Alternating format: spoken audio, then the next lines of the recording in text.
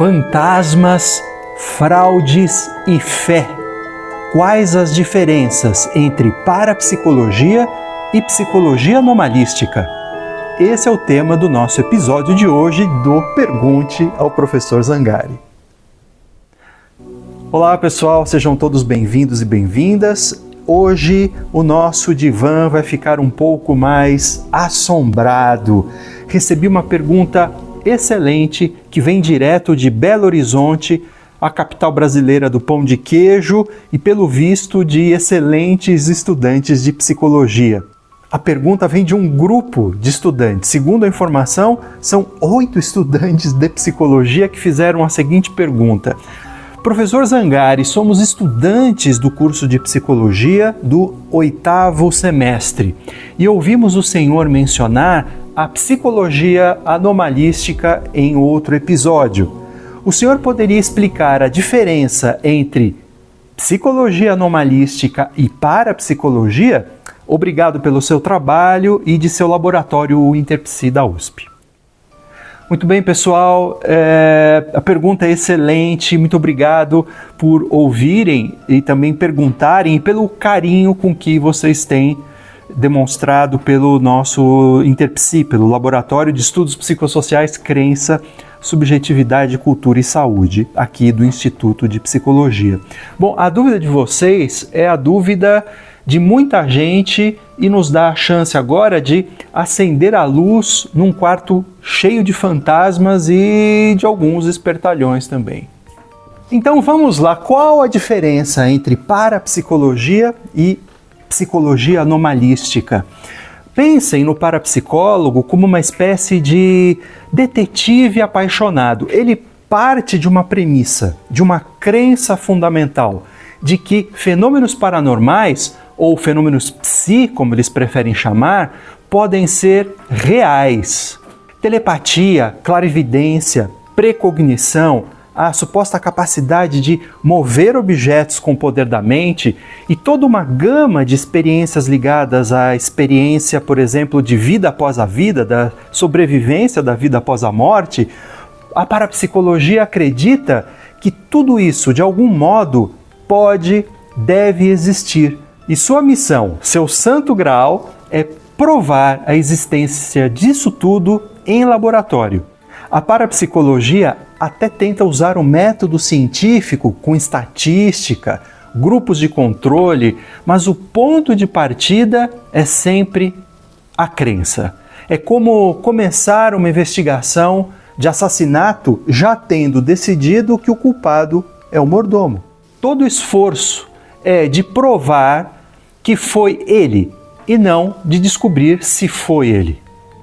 A parapsicologia está em busca do paranormal, ou seja, de alguma capacidade humana, alguma propriedade da mente que transcenderia o que todas as teorias psicológicas e biológicas atualmente reconhecem como existentes, mas segundo eles, que poderiam existir. Agora, a psicologia anomalística, essa é a irmã cética e, digamos, um pouco mais rabugenta da família. A psicologia anomalística não está nem aí se fantasma existe ou não. O que interessa a ela é por que fulano de tal acredita que viu um fantasma. O ponto de partida, portanto, não é a crença no fenômeno, mas a experiência humana. As pessoas relatam coisas estranhas o tempo todo. Sentem, por exemplo, presenças, veem vultos, sonham com algo que acontece no dia seguinte. A psicologia anomalística pega esses relatos, as alegadas anomalias e pergunta, ok, o que a psicologia normal pode explicar a respeito dessas experiências alegadamente anômalas? E é aí, caros e caras, que ela abre a sua caixa de ferramentas com vieses cognitivos, truques da nossa memória, ilusões de percepções, a influência do contexto social, a sugestionabilidade, a necessidade humana de encontrar padrões, a vontade de acreditar e, é claro, a boa e velha fraude. Em resumo, a diferença é a pergunta-chave. A parapsicologia pergunta: isso é real? A psicologia anomalística pergunta: por que as pessoas acreditam que isso é normal? A primeira busca por uma causa paranormal, algo novo, ainda desconhecido. A segunda, por uma explicação bem embasada no que nós já conhecemos. E é aqui que a história, no Brasil, ganha contornos de tragicomédia. O termo parapsicologia foi sequestrado de uma forma espetacular. Vocês certamente já viram a figura como o parapsicólogo de batina, o pastor que se diz especialista em paranormalidade, o psicólogo ou psiquiatra espíritas que ocultam deliberadamente essa sua crença, mas que, por causa dela, preferem explicações paranormais. O que eles fazem é um teatro muito bem ensaiado. Eles pegam o termo parapsicologia porque soa científico, dá um certo ar de autoridade. Parece que a pessoa estudou em Hogwarts, mas tem diploma do MEC.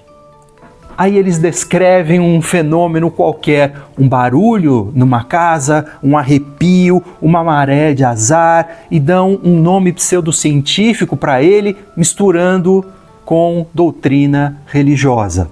Ah, isso é uma contaminação fluídica de um espírito obsessor de quinta categoria. E qual a solução? Rezar, um passe, pagar o dízimo, participar do culto da libertação. Coincidentemente, a solução é sempre, mas sempre mesmo, aquela oferecida pela religião daquele especialista. Isso não é ciência. Isso, aliás, nem parapsicologia é, por mais que eu tenha minhas críticas a ela. Isso é claro, puro proselitismo religioso, usando de fantasia um jaleco branco. É usar da credibilidade da ciência como um cavalo de Troia para vender uma crença específica. É uma ferramenta de marketing da fé e, convenhamos, uma ferramenta muito eficaz.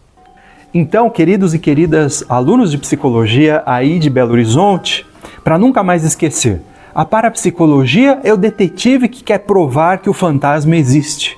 A psicologia anomalística é a perita que investiga por que as testemunhas juram ter visto o fantasma.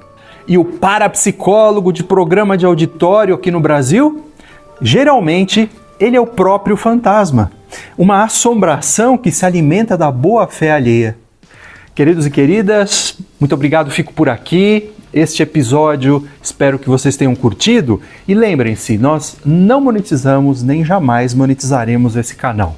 De modo que a única coisa que eu peço é que vocês compartilhem esse vídeo e continuem a enviar mais e mais perguntas para novos episódios de Pergunte ao Professor Zangari.